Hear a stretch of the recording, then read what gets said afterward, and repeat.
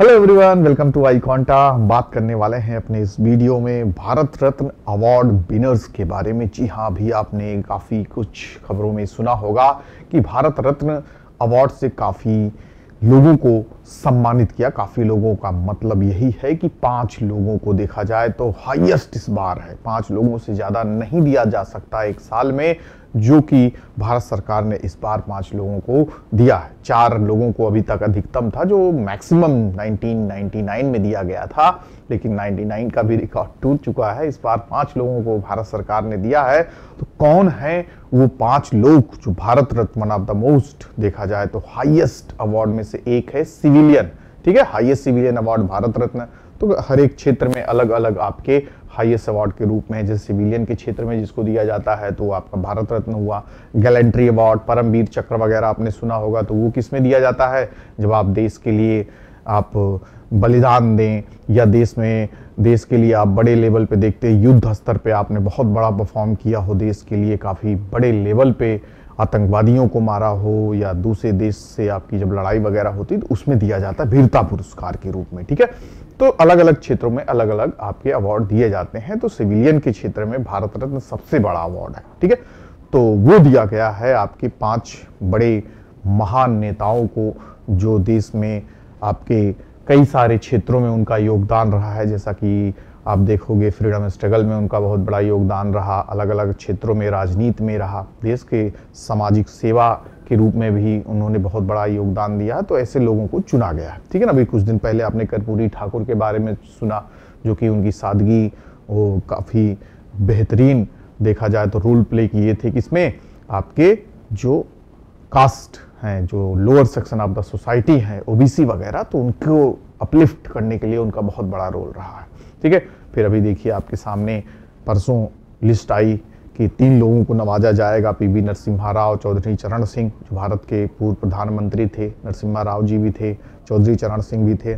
और फिर उसके बाद जो तीसरा चित्र आपके सामने दिख रहा है, आपके फादर ऑफ ग्रीन रिवॉल्यूशन थे। तो थोड़ा बहुत इनके बारे में जानकारी भी हम हासिल करेंगे, जो आपके एग्जाम के लिए इंपॉर्टेंट रहेगा। ठीक है, तो चलिए एक एक करके देखते हैं और 5 लोगों के बारे में जानकारी रखते हैं जो आपके एग्जाम में पूछा जा सकता है। तो अभी करंट के फॉर्म में जो हमारे पास ये इंफॉर्मेशन रहेगी उसको हम जानेंगे।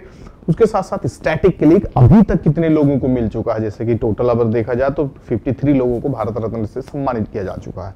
तो उनकी भी लिस्ट आपको जानना चाहिए। तो स्टैटिक के फॉर्म में एक वीडियो मैंने बनाया हुआ है कि टोटल लिस्ट कितने लोगों को मिल चुका है। ठीक है, तो उस वीडियो को भी आप देख लेंगे, नहीं तो एक नया वीडियो अपडेटेड बना दूंगा तो उसको भी देख सकते हैं। टोटल 53 लोगों का। ठीक है, तो यहाँ पे हम देखेंगे फिलहाल जो आपके सामने करंट इंफॉर्मेशन है। ठीक है, तो सबसे पहले हम जानेंगे क्यों न्यूज में रहा, क्योंकि न्यूज में इसीलिए रहा क्योंकि आपके देख रहे हैं चौधरी चरण सिंह, उसके साथ साथ आपके पीवी नरसिम्हा राव और एग्रीकल्चरल साइंटिस्ट MS स्वामीनाथन को दिया गया। ठीक है, तो MS स्वामीनाथन के बारे में तो बहुत सारे क्वेश्चन देखिए।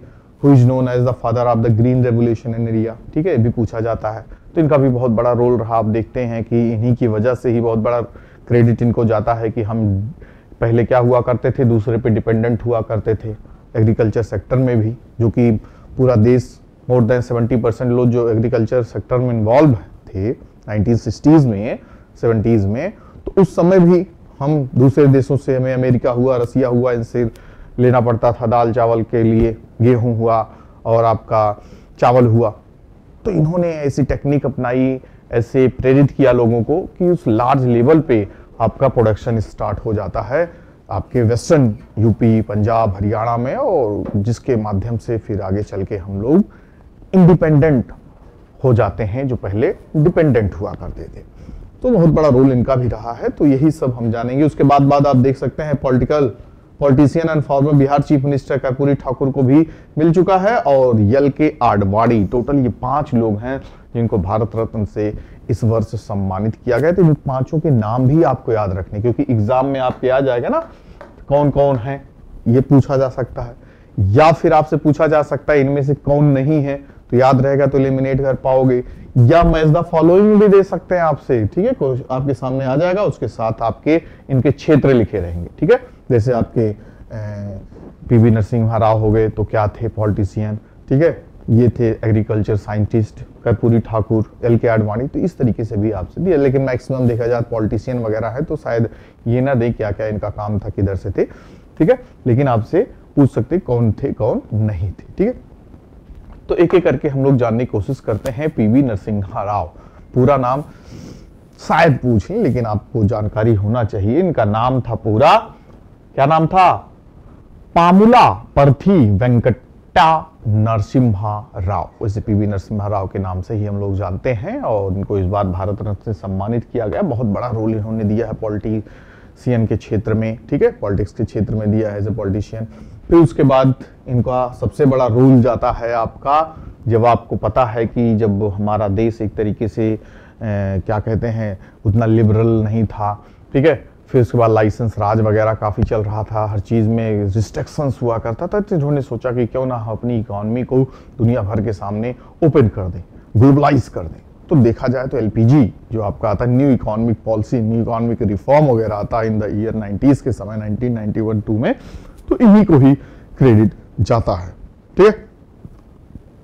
तो बहुत बड़े विजनरी लीडरशिप इनकी थी, ठीक है। His visionary leadership was instrumental in making India's economically advance, laying a solid foundation for the countries prosperity and growth. ये मोदी जी ने कहा है कि इनका जो लीडरशिप क्वालिटी थी, विजन था, काफी भारत को लेके प्रतिबद्ध था। तो PV नरसिम्हा राव जी का जन्म 1921 में हुआ और 2004 में इनका डेथ हो गया था, ठीक है। तो ये नहीं पूछेंगे कब से कब तक हुआ, हाँ ये पूछ सकते हैं किस नंबर के प्रधानमंत्री थे। 9th PM थे ये अपने देश के, कब से कब तक? 1991 से लेके 1996 तक। और सबसे बड़ी बात है कि ये चीफ मिनिस्टर भी रह चुके हैं आंध्र प्रदेश के इन द ईयर 1971 में, ठीक है। चलिए आगे कुछ सीखते हैं। इनको और क्या कहा जाता है? Who is known as the father of economic reform? ये क्वेश्चन ध्यान में रखिएगा, ठीक है। फादर ऑफ ग्रीन रेवोल्यूशन भी आप आगे आप पढ़ेंगे, ठीक है। तो ये आपके फादर ऑफ इकोनॉमिक रिफॉर्म के नाम से भी इनको जाना जाता है, ठीक है। और इन्होंने बहुत बड़ा रोल प्ले किया। He also launch the look east policy to strengthen ties with Asian countries, यानी एशियन कंट्रीज को और भी बेहतर तरीके से अपना रिलेशन हम लोग के साथ एस्टेब्लिश करना, ठीक है। पहले उतना अच्छा नहीं हुआ करता था, तो लुक ईस्ट पॉलिसी इन्होंने लाया। लुक ईस्ट पॉलिसी मतलब कि ये जैसे हम लोग हैं ना, तो ये अपना देश है, तो ईस्ट की तरफ, यानी इधर ईस्टर्न तरफ जो कंट्रीज वगैरह हैं उधर भी ध्यान देना, उनके साथ बायलैटरल रिलेशन रखना, ठीक है, उनके साथ आपका ट्रेड को ज्यादा से ज्यादा बढ़ाना। तो ये सब चीजों को ज्यादा से ज्यादा इंक्रीज करने के लिए, रिलेशन बिल्डअप करने के लिए इन्होंने एक पॉलिसी लाई, लुक ईस्ट पॉलिसी, ठीक है, जिसके आधार पे हम दुनिया भर के जो एशियन कंट्रीज हैं उनसे रिलेशन एस्टेब्लिश कर सकें और देश को इकोनॉमिक, पॉलिटिकल, सोशल हर तरीके से मजबूत बना सकें, ठीक है। और क्या क्या इनके विचार थे, क्या क्या इन्होंने किया? Recognise as the father of Indian nuclear programme, इस नाम से भी इनको रिकॉग्नाइज किया जाता है। न्यूक्लियर प्रोग्राम को भी इन्होंने बहुत बड़े लेवल पे ले जाने के लिए विजन देखा, उसको इंप्लीमेंट करने की कोशिश की, ठीक है, और उसको बेहतर बनाया, ठीक है, ताकि हम क्या कर सके, न्यूक्लियर प्रोग्राम में काफी आगे आ सके, ठीक है। उसी की ही देन थी, इन्हीं के विजन की ही देन थी जो आपकी वाजपेयी जी की सरकार थी, अटल बिहारी वाजपेयी की सरकार थी। उन्हीं के ही गवर्नमेंट में देखिए 1998 में हमने क्या किया, मिसाइल का पूरा टेस्ट वगैरह किया। धीरे धीरे हम इसमें भी क्या हुए, आगे हुए, ठीक है। पोखरण न्यूक्लियर जो टेस्ट हुआ था 1998 में, उस समय गवर्नमेंट किसकी थी? एनडीए की थी, बीजेपी गवर्नमेंट थी। देखो अमेरिका वगैरह चाहते थे कि ना हो, क्योंकि ऑलरेडी हम 74 में कर चुके थे। उनका यही था कि अगर इंडिया भी हो गया तो भी हमारे तरीके से हो जाएगा, तो हमेशा नजर रखे रहते थे हम लोग पे। लेकिन अब्दुल कलाम साहब हुए और भी बड़े बड़े साइंटिस्ट हुए, सबने मिलकर फाइनली न्यूक्लियर टेस्ट किया। हम लोग क्या हो गए, न्यूक्लियर कंट्री के दायरे में आ गए, ठीक है। चलिए और क्या होता है, नाइक राव जी का जो टेन्योर था, witness effective management of national security challenges including addressing separatist movement in Punjab and Kashmir.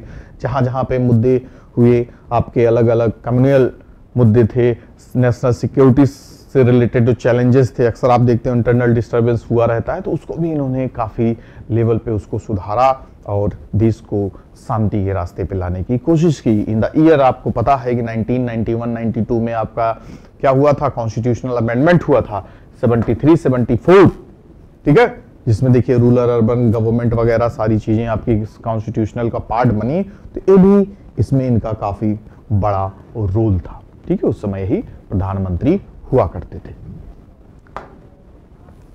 और इनके बारे में बाबरी मस्जिद आपको पता है 92 वगैरह में बाबरी मस्जिद वाला मैटर हुआ था, ठीक है। लोग कार सेवक लोग चढ़ के तोड़ ताड़ दिए, फिर उधर से दंगे वगैरह बहुत बड़े लेवल पे हुआ। आफ्टर इंडिपेंडेंस देखा जाए तो सबसे बड़ा आपका हिंदू मुस्लिम दंगों के रूप में रहा। पूरा देश एक तरीके से छवि खराब हुई, ठीक है। स्टेट गवर्नमेंट तो काफी बड़े लेवल पे आपको छवि खराब किया गया उसका, तो यहाँ पे उसी वजह से इनका भी देखा जाए तो थोड़ा इनका भी छवि खराब हुई उस मामले में कि इन्होंने हैंडल नहीं कर पाया, मैनेज नहीं कर पाया, ठीक है। तो ये सभी चीजें देखने को मिलती हैं इन्हीं के शासनकाल में।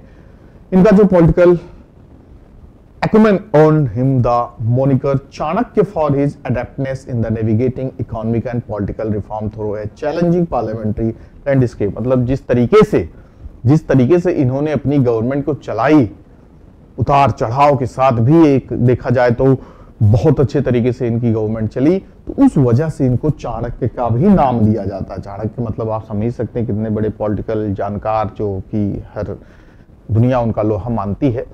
तो इनके ही सारी जो इनकी कलात्मक क्रिया थी, मतलब इनकी जो तरीके थे चाणक्य तरह साम दाम दंड वे सारी चीजें सीखे ना, तो उस चीज को ध्यान में रखते हुए इन्होंने बहुत बड़ा रोल प्ले किया और फाइनली एक बेहतरीन माइनॉरिटी के साथ, इनके फुल फ्लेज गवर्नमेंट भी नहीं थी और अच्छे तरीके से इन्होंने सरकार चलाई, तो इनको चाणक्य की उपाधि भी दी जाती है। मतलब मानने वाले कि भाई जैसे आज के समय चाणक्य किसको कहा जाता है, आपके होम मिनिस्टर किसको, अमित शाह जी को, तो उसी तरीके से ये भी पॉलिटिक्स में काफी बेहतरीन जानकार व्यक्ति थे।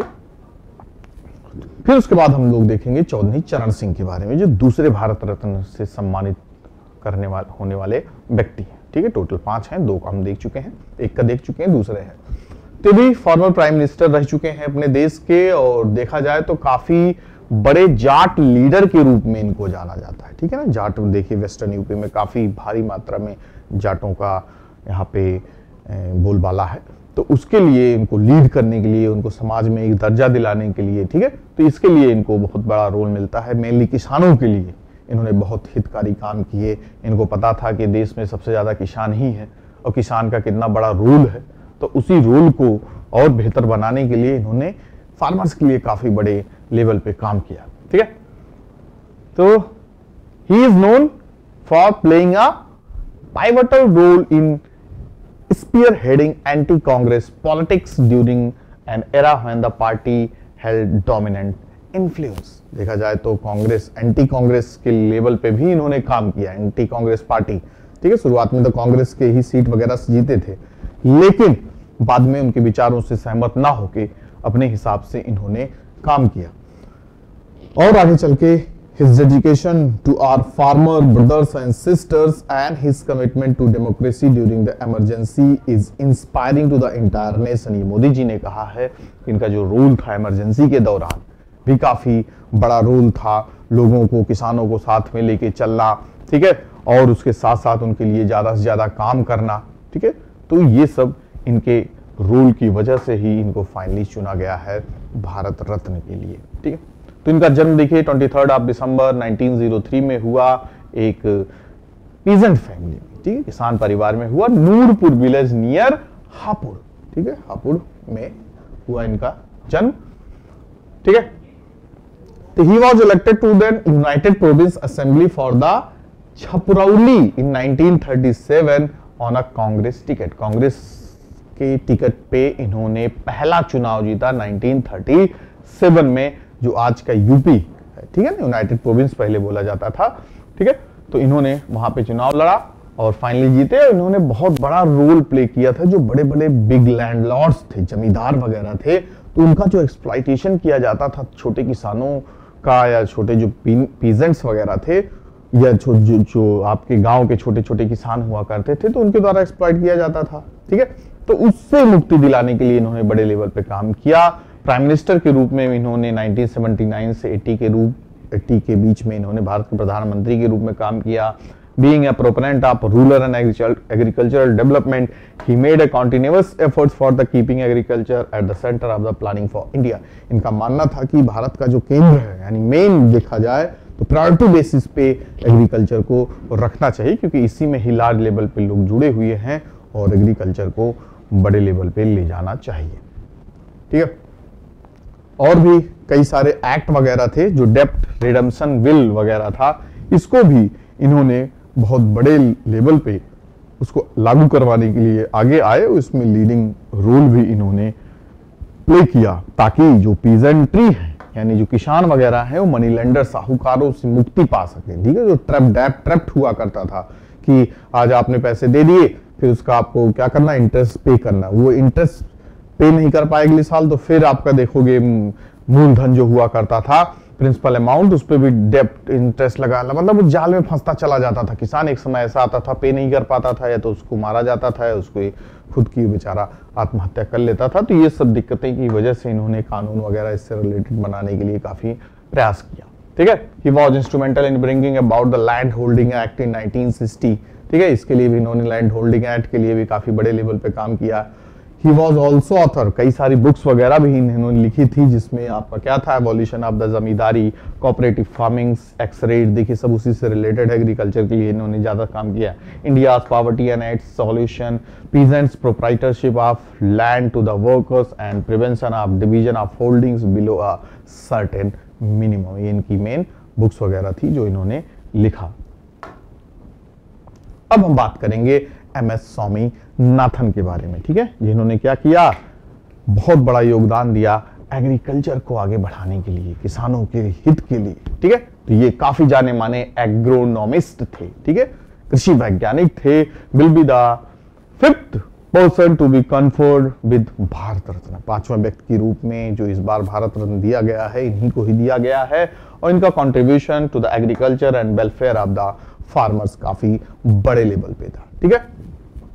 ही रिवोल्यूशनाइज्ड इंडियन एग्रीकल्चर, जो पहले पुराने तरीके से ढर्रे हुए पुराने तरीके से चल रहा था, जहां पे प्रोडक्टिविटी लेवल कम था, हाई यील्डिंग नहीं थी, कोई ऐसी सीड्स वगैरह नहीं थी, पेस्टिसाइड्स उतने बेहतर तरीके नहीं थे। तो इन्होंने हर चीज को रिसर्च किया, जाना समझा, और एक नए तरीके से, नए टेक्निक से एग्रीकल्चर को नए फॉर्म में स्टार्ट करने की कोशिश की, और वो चीज काफी काम आई, जिसकी वजह से हम दुनिया भर में जो डिपेंडेंट थे दुनिया भर के देशों के साथ कि हमें भाई अनाज दे दो, देखो इसी बीच अमेरिका ने बीच में बंद भी कर दिया था देना भी, तो इन्होंने कहा कि भैया अब हम खुद ही बेहतर तरीके से कर लेंगे। MS स्वामीनाथन का फुल फॉर्म यहाँ पर भी आप देख सकते हैं, नाम थोड़ा तगड़ा है इसलिए आपको ज्यादा इसमें मेहनत करने की जरूरत नहीं, MS स्वामीनाथन याद रखिए, ठीक है, ठीक है।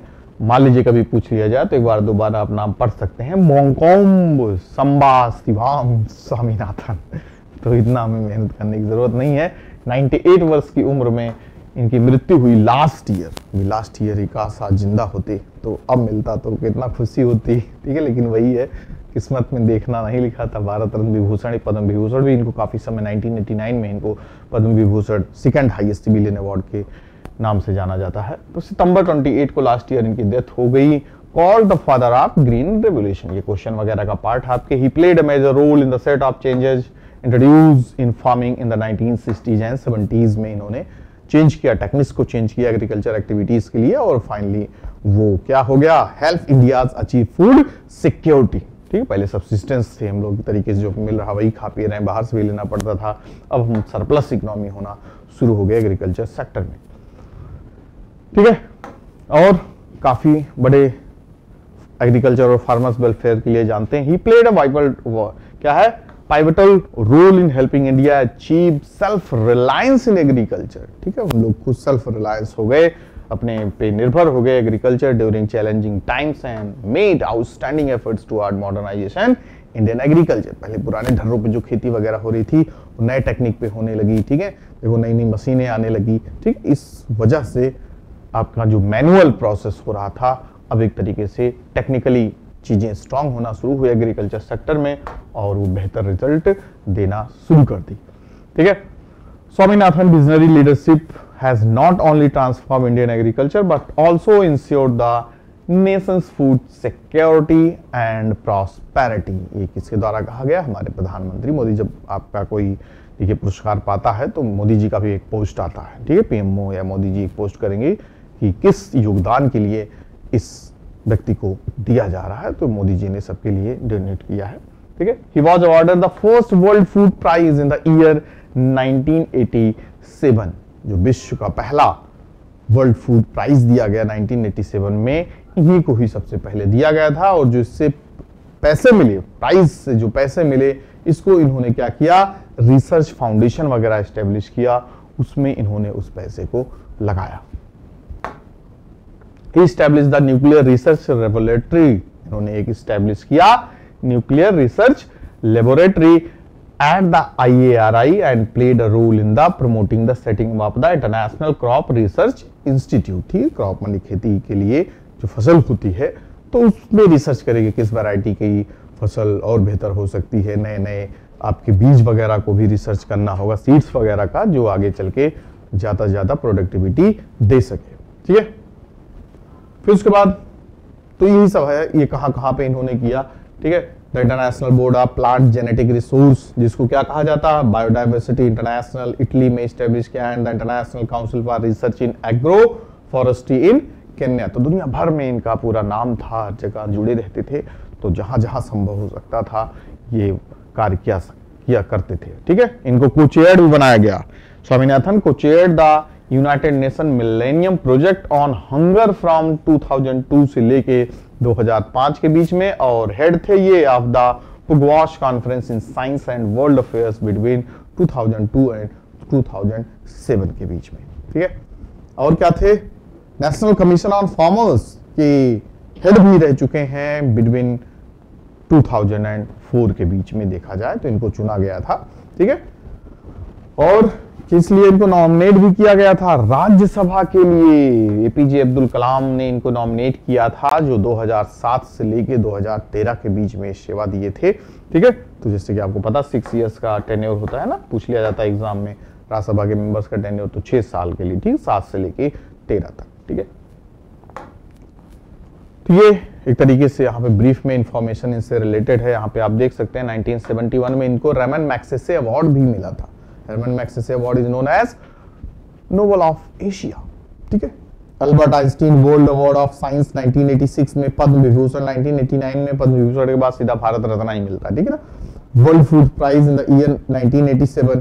ठीक है, मोर देन 254 साइंटिफिक पेपर्स भी इन्होंने निकाला था, जो कि पूरा क्या रहता है? फील्ड ऑफ क्रॉप इंप्रूवमेंट, किस तरीके से क्रॉप को इंप्रूवमेंट करना, रिसर्च पेपर वगैरह होता ना, तो ये सब सारी चीजें।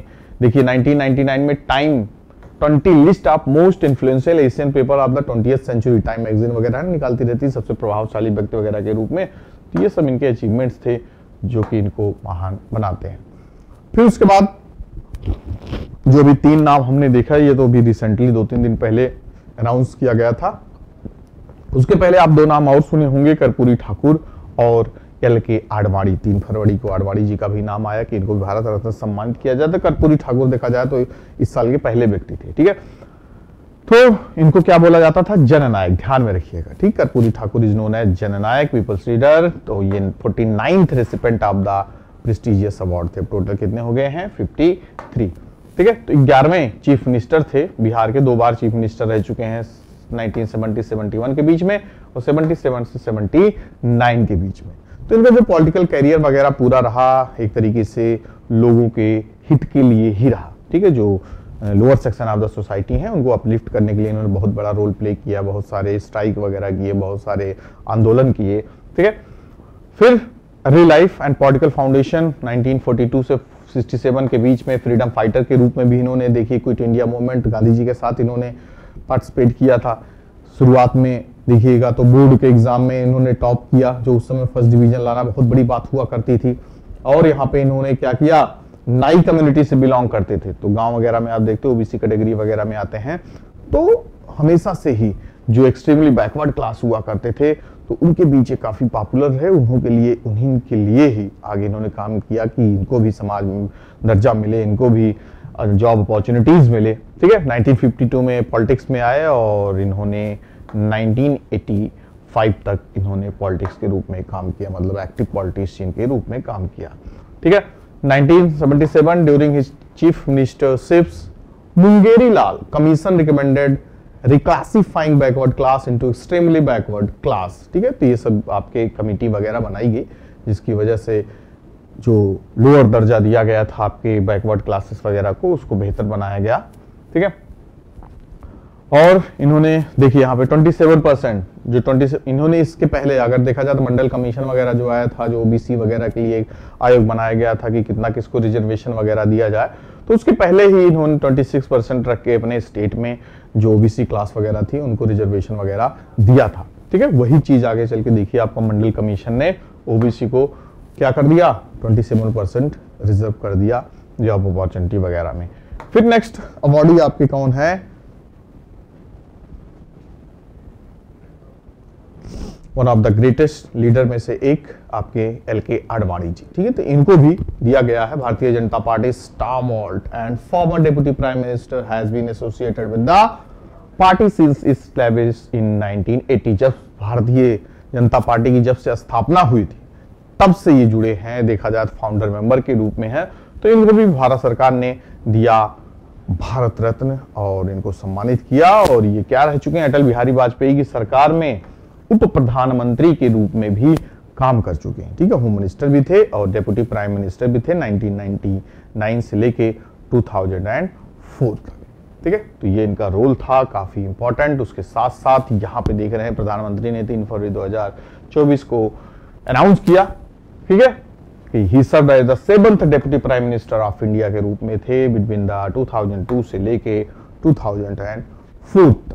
ठीक है, होम मिनिस्टर के रूप में काम कर चुके हैं, information and broadcasting minister as well. ठीक है, कराची में इनका जन्म हुआ था। आज के समय के पाकिस्तान जब देश आजाद हुआ तो भारत में शिफ्ट हो गए। ठीक है, 8 नवंबर 1927 को इनका जन्म हुआ था। ही ज्वाइंड द राष्ट्रीय स्वयंसेवक संघ इन द ईयर 1942 में ही आरएसएस इन्होंने ज्वाइन कर लिया और फिर दिल्ली आ गए 1947 में जब हमारे देश का पार्टीशन हो गया। ये पांचों जो आपके भारत रत्न विनर्स थे उनका नाम आपके सामने था। बाकी स्टैटिक पोर्शन जानने के लिए आप पुराना वीडियो भी देख सकते हैं चैनल में जाके, या मैं अपडेटेड एक और आपका वीडियो बना दूंगा। तो करंट एंड स्टैटिक दोनों रहेगा, तो इससे रिलेटेड कोई भी क्वेश्चन आएगा तो आप आसानी से अपने एग्जाम में कर सकोगे। ठीक है गाइस, तो चैनल को लाइक सब्सक्राइब कीजिए, ज़्यादा से ज़्यादा शेयर कीजिए और मिलते हैं नेक्स्ट सेशन में। तब तक हमारे साथ आप बने रहिए। Thank you to all of you. Good luck.